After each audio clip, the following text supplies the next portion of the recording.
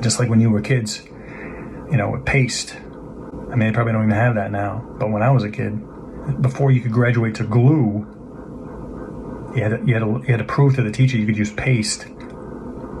Yeah, I didn't like paste. Some kids ate paste. I never did.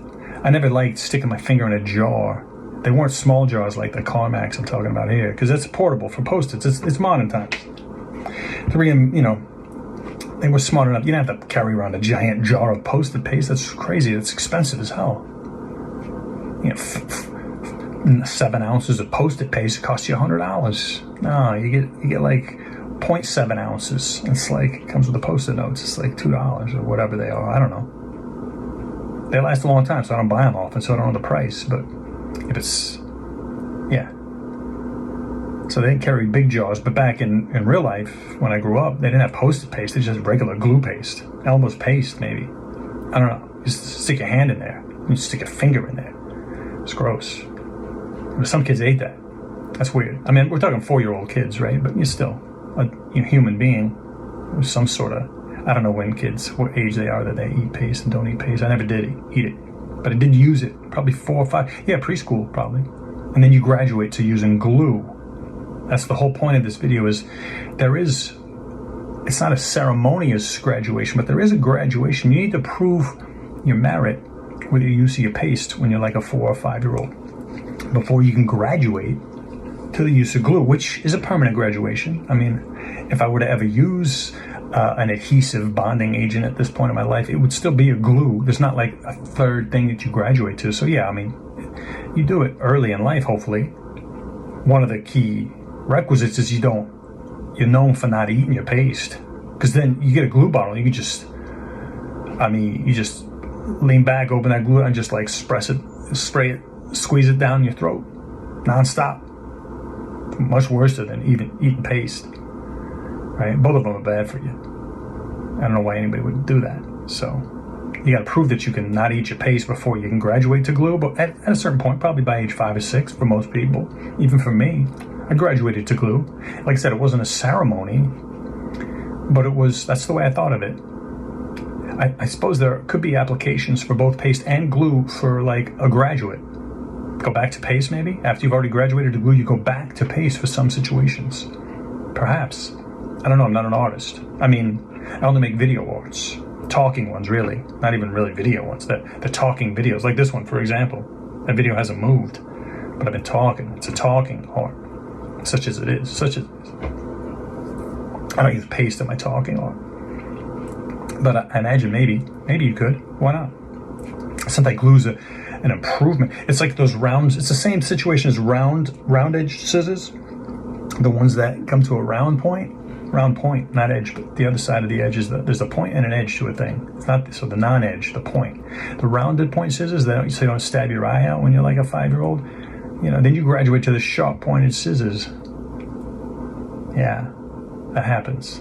It's the same similar situation. However, I don't know if anybody ever goes back to the round scissor after they graduate. So it's possible that nobody ever uses paste again. Paste is pretty much for 3-4-year-olds. And then it's just glue from there on out. Now it's Post-it. I mean, and tape. I guess you could use tape or thumbtacks. Also, depends on what you're doing. You know, I mean, you can't really thumbtack a Post-it note to my computer though. Right? That's why you had felt boards to make temporary art. Right? And then you had bulletin. Well, I called it a bulletin board. That's what I grew up learning. But it was made of cork. It was a cork board. I liked it better than a chalkboard. You couldn't write on it. I mean, you could, but you can't erase it. You could write on a cork board, like a chalkboard. You could write on a cork board like you could write on a chalkboard. But with a chalkboard, you write in chalk and you can erase that chalk off that chalkboard.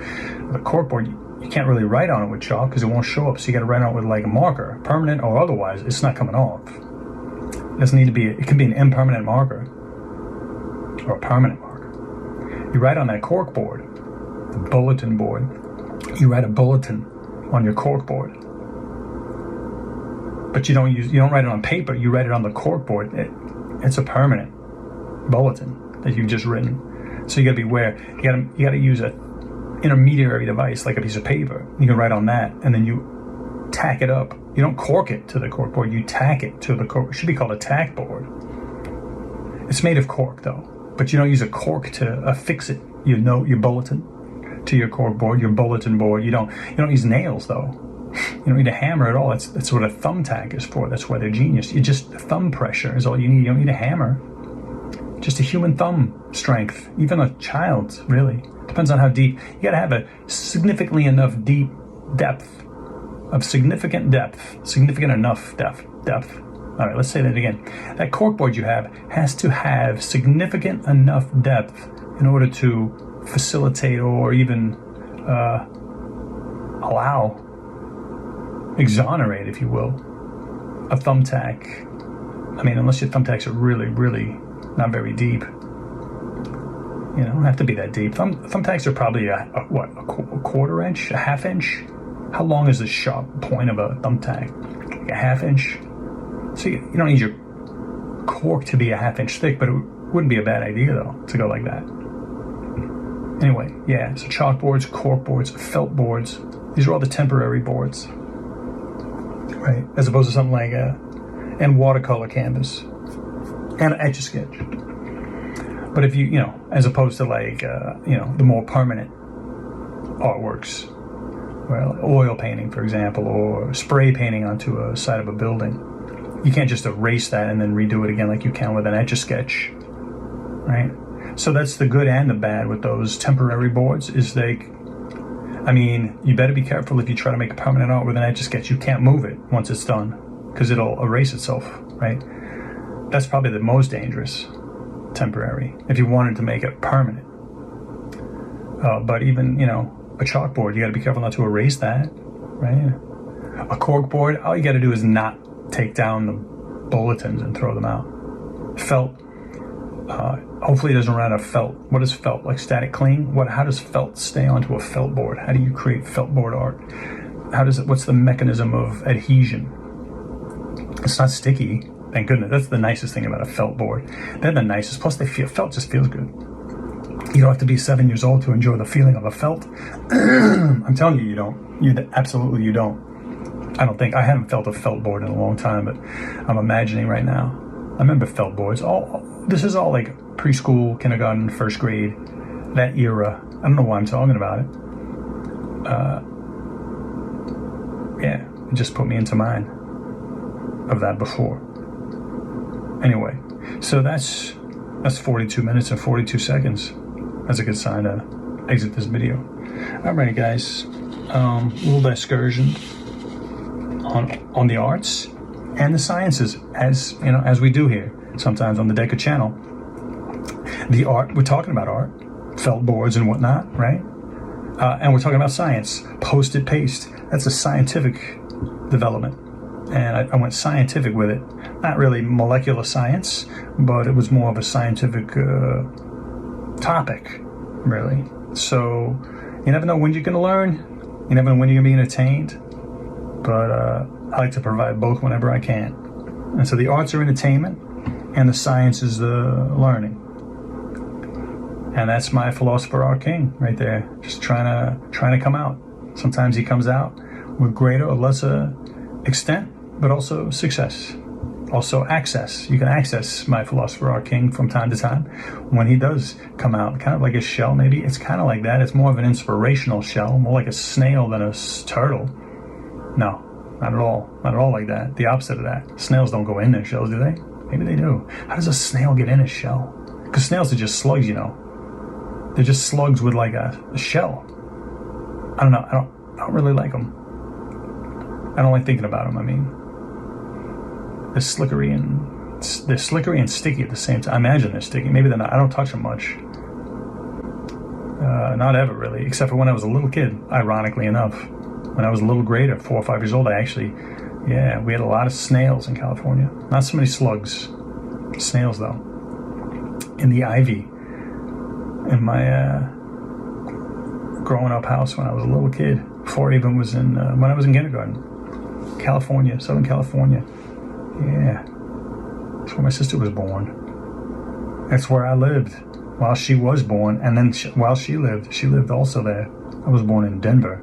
And then we moved back to Denver. After I was born, we left there. I was born there, we left there. We came back there. So that's why it's confusing.